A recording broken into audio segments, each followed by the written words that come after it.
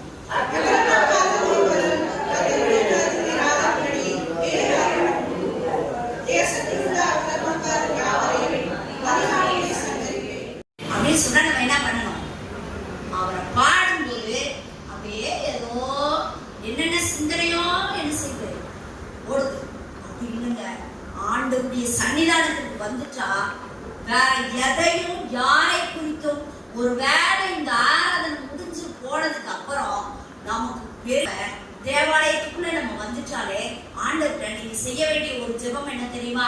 ஆண்டவரே என் சிந்தனை மண்டலத்துக்குள்ள அந்த சிந்தை வந்துட்டாலே அடுத்து நம்ம ஆராதனைக்குள்ள வந்துட்டு பிறகு நம்ம வேற எதையும் என்ன செய்ய மாட்டோம், நோக்க மாட்டோம். யாருமே நம்ம கண்ணுக்கு தெரிய மாட்டாங்க. யார் மாத்திரம் தான் தெரியுமா? தேவனும் தேவ பிரசனமும் மாத்திரம் தான் நம்மை ஆட்கொள்ளும். அடுத்த வசனத்தோடு சொல்லுகிறாரு, உத்தமமான வழியிலே வேகமாய் நடப்பே, எப்பொழுது என்னிடத்தில் வருவே, என் வீட்டிலே உத்தம இருதயத்தோடு நடந்து கொள்வேன். இந்த இடத்துல பார்த்தா இந்த தாவீது கர்த்தர் வர்றதுக்காக இவர் என்ன செய்யறாரு? காத்திருந்து ஆயத்தப்பட்டு காத்திருந்து, ஆண்டவரே நீங்க எப்ப வருவீங்க, இங்க இப்ப நம்ம காரியத்தை யோசிச்சு பாருங்களேன். 9 மணிக்கு ஆராதனைக்கு ஆண்டவர் என்ன செஞ்சிருக்காரு?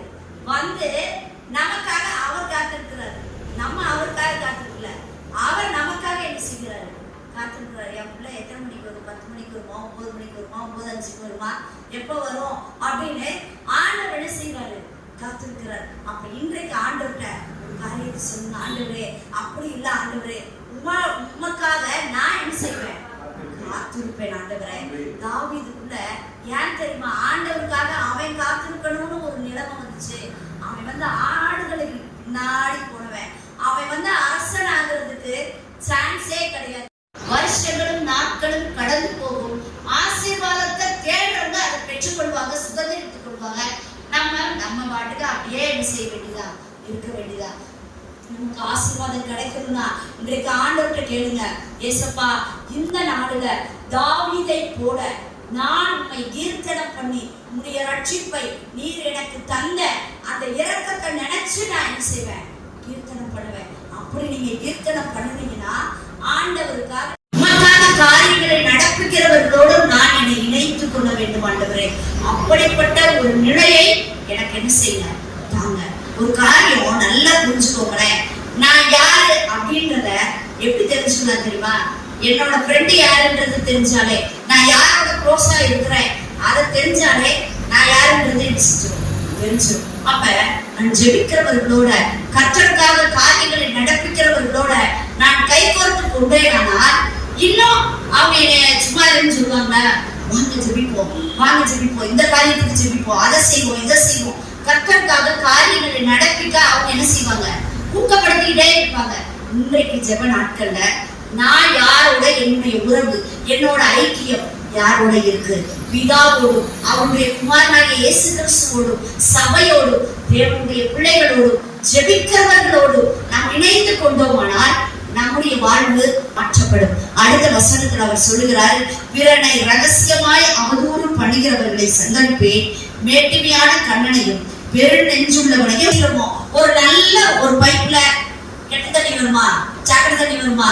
அப்ப இன்றைக்கு ஜீவ ஊற்றாகிய அவர் நமக்குள்ள நம்ம இருதயத்துக்கு இருந்தா உள்ளத்தின் நிறைவினாலதான் வாய் என்ன செய்யும்? பேசும். அப்ப நமக்குள்ள வசனங்களும் தேவனை குறித்த காரியங்களும் கர்த்தருக்கான வைராக்கியமும் அப்படி இருந்துச்சுன்னா அதுதான் நம்ம வாயில என்ன செய்யும்? வரும். அப்ப இன்றைக்கு நம்மை நாமே குறித்து ஆராய்ந்து பாருங்க. நான் எதை பேசிட்டு இருக்கேன்? என் காது எதை கேட்குது? என்னுடைய அவயவங்கள் எதை செய்து கொண்டிருக்கு? இந்த ஜெப நாட்கள் என்பது நம்முடைய தேவைக்காக கர்த்தரை நோக்கி ஜெபிப்பது மாத்திரம் அல்ல, கர்த்தருக்கு முன்பாக நான் என்னுடைய பரிசுத்த ஜீவியம், என்னுடைய ஆவிக்குரிய காரியம் எப்படிப்பட்டதாக இருக்கிறது என்பதை ஆராய்ந்து பார்க்கிற நாட்கள். ஆண்டவர்கிட்ட கேளுங்க, ஆண்டவரே எனக்கு ரொம்ப பிடிச்சிருச்சு, தேசத்தில் உண்மையானவர்கள் என்னோடு வாசம் பண்ணும்படி என் கண்கள் அவர்கள் மேல் நோக்கமாய் இருக்கும். இது என்ன எதை குறிக்குது அப்படின்னா, தேசத்தில் அப்படின்றது என்னன்னா என்னோட லைஃப்ல ஆண்டவரே என்னோட பார்ட்னரா இருக்கலாம், என் கூட இருக்காங்களே. இப்ப இவர் ராஜாவா இருக்கும்போது அமைச்சர்கள் இருப்பாங்க, அவரோட நிறைய துறை அலுவலர்கள்னு ஜெபிக்கிறோம்ல. இந்த மாதிரி அப்படிலாம் இருக்கிறவங்க கர்த்தருக்கு பிரியமற்ற ஒருத்தர் இருந்தாலும் அவன் எனக்கு என்ன ஆலோசனை கொடுப்பான்? கர்த்தரை விட்டு பின்வாங்குகிற தேவன் வெறுக்கிற ஒரு காரியத்தை எனக்கு என்ன செஞ்சுருவான்? சொல்லி கொடுத்துருவான். அப்ப ஆண்டவரே அப்படிப்பட்டவர்களை என்னை விட்டு என்ன செய்யுங்க? தூரப்படுத்துங்க. உம்மோடு உமக்காக வாழுகிறவர்கள் என்னோடு வாசம் பண்ணும்படி எனக்கு என்ன செய்யுங்க? அருள் செய்யுங்கன்னு ஆண்டவரை பார்த்து கேட்கிறாரு. அடுத்த வசனம், அந்த 7வது வசனம், கபடு செய்கிறவன் என் வீட்டுக்குள் இருப்பதில்லை. யோசிச்சு பாருங்க, நம்ம வீட்டுக்குள்ள எப்படிப்பட்டவர்கள் இருக்கிறோம்? ஒருவேளை நாம் தேவனை ஆராதிக்கிறவர்கள் தான், தேவனை தொழுது கொள்கிறவர்கள் தான். அப்ப நமக்குள்ள எந்த விதமான கபடான காரியங்களும், தேவன் வெறுக்கிற காரியங்கள் நம்முடைய குடும்பத்துக்குள்ள இருந்தா நமக்கு ஆசீர்வாதம் என்ன செய்யாது? வராது. அன்றைக்கு பெரிய ரட்சிப்பை தர ஆண்டவர் ஆயத்தமாய் இருந்தார், யோசுவா ஆயத்தமாய் இருந்தார்.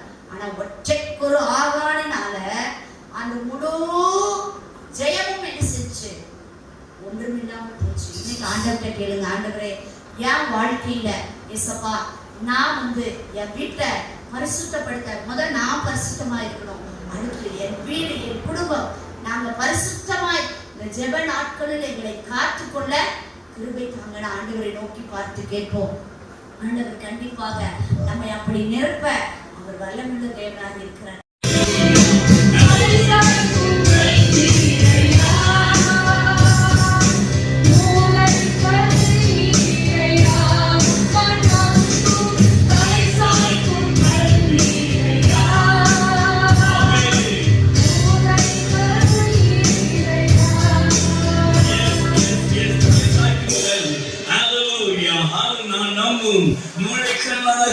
என் தேவன் இடத்திலே நம்முடைய ஆராதனையிலே அவர் அசைமாறி கொண்டிருக்கின்றவரை எல்லாரும் கையை தேவனை ஆராதிக்க, தேவனை ஆராதிக்க, அவருக்கு ஆராதனை அசைவாடி கொண்டிருக்கிறார். அந்த கருத்தில் ஆவியானவர் இந்த ஆராதனைக்கு உங்களை என்னையும் ஆமை நிரப்புவதற்காக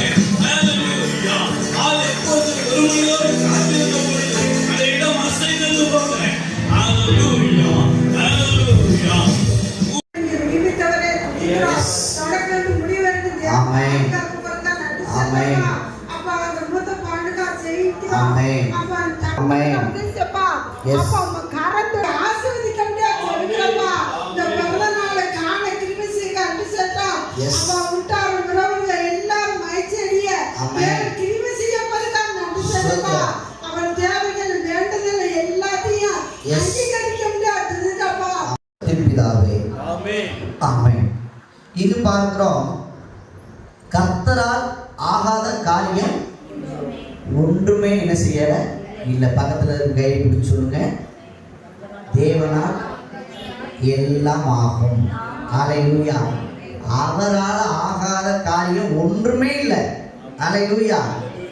லூக்கா எழுதின சுவிசேஷம் 1ஆம் அதிகாரம் 37ஆம் வசனம். லூக்கா எழுதின சுவிசேஷம், தேவனாலே கூடாத காரியம் தேவனால் கூடாத காரியம் ஒன்றுமில்லை என்றார். ஹல்லேலூயா.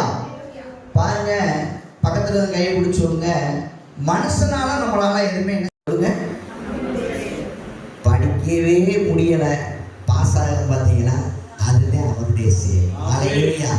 ஹல்லேலூயா. பணமே இல்லை, வீடு கட்டுறோம் பார்த்தீங்களா, அதுதான் அவர் செயல். டாக்டர்லாம் சொல்லிடுவாரு, எங்களால மருந்து கொடுத்தேன், மாத்திரையை கொடுத்தேன். அன்னைக்கு ஆண்டவர் கொடுக்குறாரு பார்த்தீங்களா, அதுதான் மிராக்கிள். ஹல்லேலூயா. மனுஷனால கூடாது அப்படின்னு சொல்லிட்டு தேவனால் எல்லாம் கூடும் பார்த்தீங்களா, அதுதான் ஆண்டவருடைய காரியம். பாருங்க, உலக நியமம் அப்படின்னா என்னன்னா, ஒரு ஆணும் பெண்ணு சேர்ந்தாதான் என்ன செய்யும், ஒரு குழந்தை என்ன செய்யும், பிறக்கும். ஆனா ஆணும் பெண்ணு சேராம ஒரு குழந்தை உருவாச்சு பார்த்தீங்களா, அதே ஆண்டவர். ஹல்லேலூயா. ஹல்லேலூயா. ஹல்லேலூயா. அதைத்தான் அங்க பார்க்கிறோம். அந்த லூக்கா எழுதின சுவிசேஷத்துல 1ஆம் அதிகாரத்து 37ஆம் வசனத்துல அவளை சொல்றா, அவ மாம்சத்துல இருக்கிறப்ப சொல்றா, இது என்னால எப்படி ஆகும், இது என்னால என்ன செய்ய முடியாது, முடியாது. அவளால முடியுமா? ஏன்னா அவளுடைய அந்த மாம்சத்துல இருக்கிறப்ப அவ சொல்றா, எப்படி என்னால ஆகும், நான் இன்னும் திருமணமே என்ன செய்யல, பண்ணல, நான் ஒரு கன்னி பெண்ணா இருக்கேன், எனக்கு எப்படி ஆகும்? நீ ஒன்றும் பயப்படாத, தேவனால் எல்லாம் ஆகும். ஹல்லேலூயா. டாக்டர் அப்படித்தான் சொல்லுவாங்க. பாருங்க, நல்லா பார்க்க முடியாது, இந்த நோயை என்ன செய்ய முடியாது, குணப்படுத்த முடியாது. அது எப்போ முதலே சொல்லியிருந்தா நமக்கு என்ன செஞ்சுருக்கோம், பணம்னால என்ன செஞ்சுருக்கோம், மிச்சமாக இருக்கும். நேரம்னால என்ன செஞ்சுருக்கோம், மிச்சமாக இருக்கும். கடைசியாக சொல்லுவாங்க, நாங்கள் செய்ய வேண்டிய எல்லா முயற்சியும் நாங்கள் பண்ணிட்டோம், இனி யார்தான் சுகம் கொடுக்கணும், சொன்னது இல்லையா யாரும், கடவுள் தான் என்ன செய்யணும், சுகம் கொடுக்கணும். அப்போ நம்ம கடைசியாக நம்ம வர்றதுக்கு முன்னாடியே வந்துட்டோம்னா நமக்கு பணம் மிச்சம், நேரம் மிச்சம், நமக்கு டென்ஷன் மிச்சம், எல்லாமே என்ன செஞ்சிடும், மிச்சமாயிடும். ஹல்லேலூயா. எத்தனை பேர் புரியுறீங்க? நம்முடைய சக்திக்கு மீறி எப்போ செயல்படுறதோ அதுதான் ஆண்டவருடைய கிருபை, அவர்தான் நமக்கு காரியம். ஹல்லேலூயா. பாருங்க, எல்லாரும் அதாவது நினைச்சாங்க, நான் இவங்களை ரட்சிப்புக்குள்ள கொண்டு வந்துடுவேன், இவங்களை நான் அந்த ஆண்டவருக்குள்ள வழி நடத்திடுவேன், நான் இப்படிப்பட்ட காரியத்தை செஞ்சிடுவேன் அப்படின்னு சொல்லி எல்லாரும் முயற்சி பண்ணாங்க. ஆனா ஆண்டவர் சொன்னாரு, அவரால் தான் என்ன வரும், ரட்சிப்பு வரும். ஹல்லேலூயா. ஹல்லேலூயா. அதைத்தான் அங்க சகையுடைய அந்த காரியத்துல பார்க்கிறோம். சங்கீதம் 118:25 வாசிக்கிறோம், கர்த்தாவே ரட்சியும், காரியத்தை என்ன செய்ய, காரியத்தை வாய்ப்பு பண்ணும். ரட்சிப்பு யாருடையது? வலையிலே வந்துட்டோம்னா எந்த சிக்கலுமே கிடையாது. ஆனா இந்த தூண்டில் போடுற மீன் பாருங்க, அது முதல்ல ஏமாறுறது எதுன்னா, புழுவுக்கு தான் என்ன செய்யும், அதோடைய உணவுக்கு தான் என்ன செய்யும், ஏமாறும். அதுக்கு அடுத்து என்ன காரியம் பார்த்தீங்கன்னா, அந்த அந்த அது அது சாப்பிட்ற அந்த செலுவா என்ன செஞ்சோம்னா, அது முள்ளுனால என்ன செய்யப்படும், குத்தப்படும், சேதாரம்.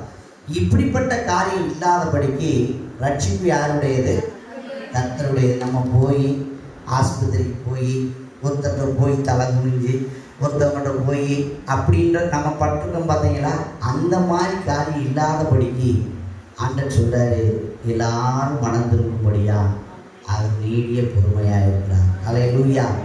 அந்த வலையில நம்ம வர்றதற்கு நம்ம என்ன செய்யணும், நம்ம பிரயாசப்படணும். ஹல்லேலூயா.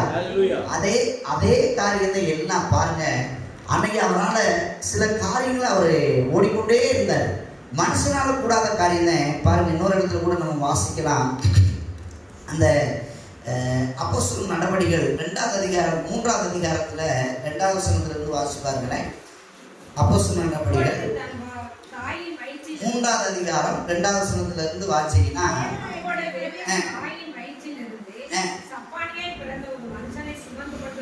வந்தார்கள்.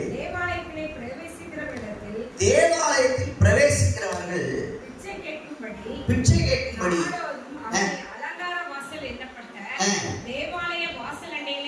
வைப்பார்கள்.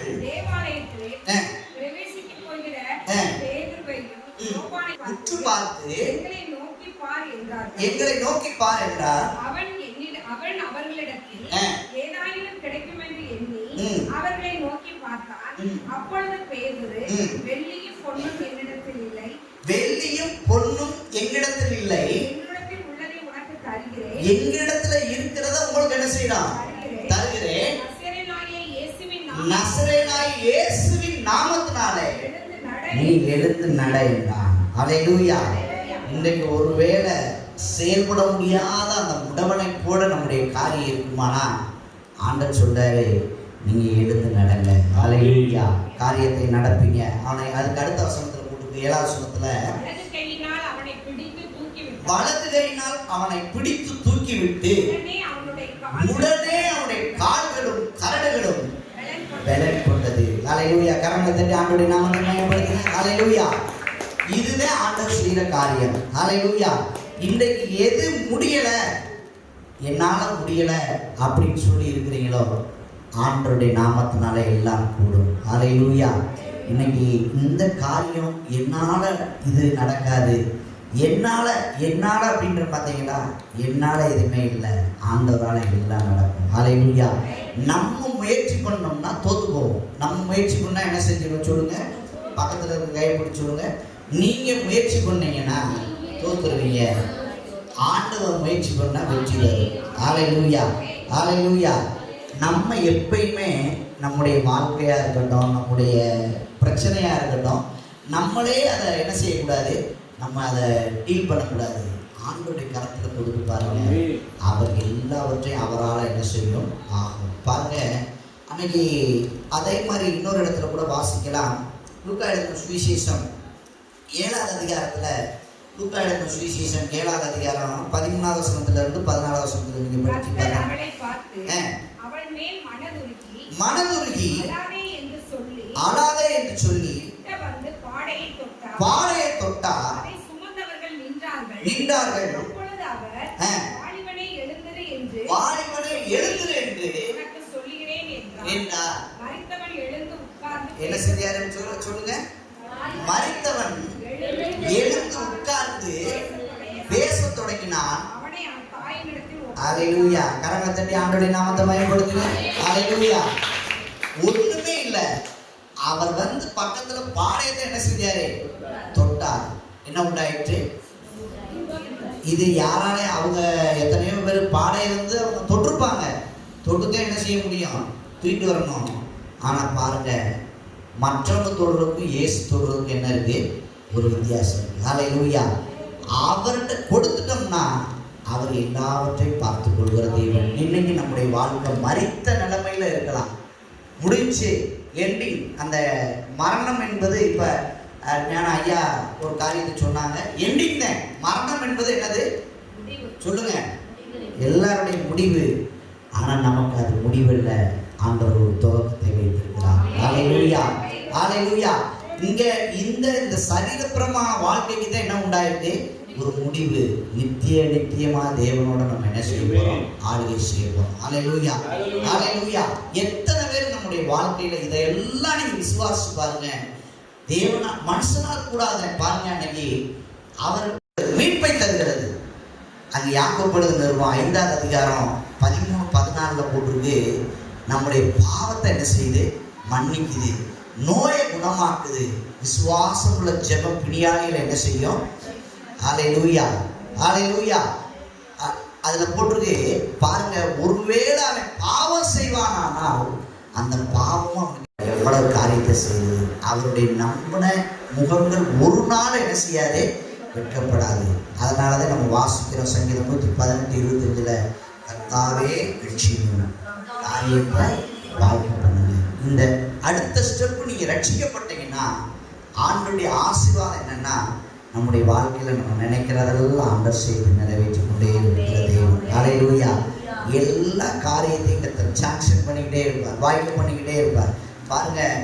ஆனா நம்ம அதுக்கான முயற்சியே பண்ணாம ரட்சிக்கப்படாம, அதாவது சில பேர் நினைக்கிறாங்க நாங்க ரட்சிக்கப்பட மாட்டோம், வெளியே போறப்பயே நம்ம அந்த ரோட்ல போறவங்க நினைச்சுக்கிட்டே போறதா அவங்க என்னன்னா ஆலயத்துக்குள்ள வரமாட்டோம்.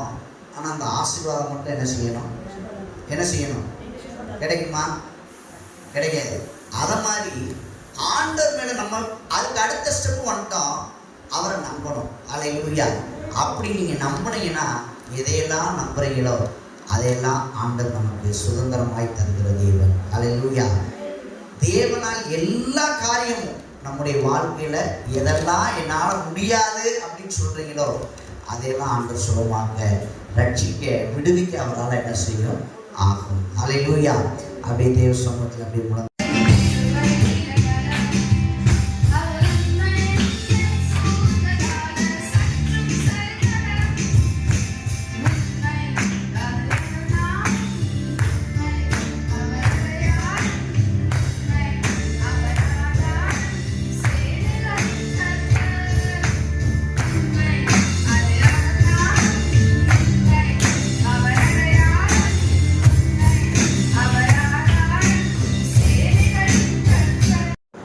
சந்திக்கப்படத்தக்கதான் குறைகளை நிறைவாய் நடத்த ஆண்டவரே நீங்க யெகோவா இறைவா இருந்து எல்லாவற்றையும் கர்த்தர் பார்த்துக் கொள்ள முடியாது செபிக்கிறோம்.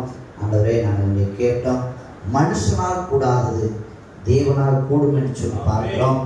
எல்லா காரியத்தையும் எங்களுடைய மாம்சீகத்தில் எதையும் நாங்கள் செய்ய முடியாது. ஆண்டவரே நீர் எங்களோடு இருக்கும் பொழுது எல்லாவற்றையும் செய்ய எங்கள் பலம் தருகிறேன், எல்லாவற்றிலும் எங்களுக்கு வெற்றி தருகிறேன். ஆண்டவரே அப்படியா எங்களுடைய வாழ்க்கையில் இருக்கிற இந்த பிள்ளையுடைய வாழ்க்கையில் இருக்கிற எல்லா காரியத்தையும் கர்த்தர் வெற்றி தரும்படியா நடத்தும்படியா இந்த கரத்தில் முழுமையாக அர்ப்பணிக்கிறோம். ஒருவேளை தேவையோடு பலவீனத்தோடு குறைவோடு ஆண்டவரே கவலையோடு கண்ணீரோடு வந்திருப்பார்கள் எல்லாருடைய சூழ்நிலை கர்த்தர் மாற்றி கர்த்தர் ஆசீர்வதிப்பீராக. நாம் மாத்திரம் மகிமைப்படட்டும். வராத பிள்ளைகளை இந்த வேலையில நினைக்கிறோம். மாலை வேலையில கர்த்தர் கூட்டி வாங்க, இருக்கிற இடத்துல பாதுகாத்துக் கொள்ள முடியாது ஜெபிக்கிறோம். இயேசு நாமத்தில் பிதாவே. என் ஆத்துமாவே என் முழுமே நாமத்தை ஸ்தோத்திரி. என் ஆத்துமாவே கர்த்தரை ஸ்தோத்திரி. கர்த்தர் செய்த சகல நன்மைகளையும் மறவாதே. ஆமென். நம்முடைய கர்த்தராகிய இயேசு கிறிஸ்துவின் கிருபையும் பிதாவுடைய அன்பும் பரிசுத்தருடைய ஐக்கியமும் என்றும் என்றும் சதா காலமும் இந்த ஆலயத்துக்குள்ள இருக்கிற மனைவியோடு கூட என்றென்றைக்கு இருப்பதாக. ஆமென்.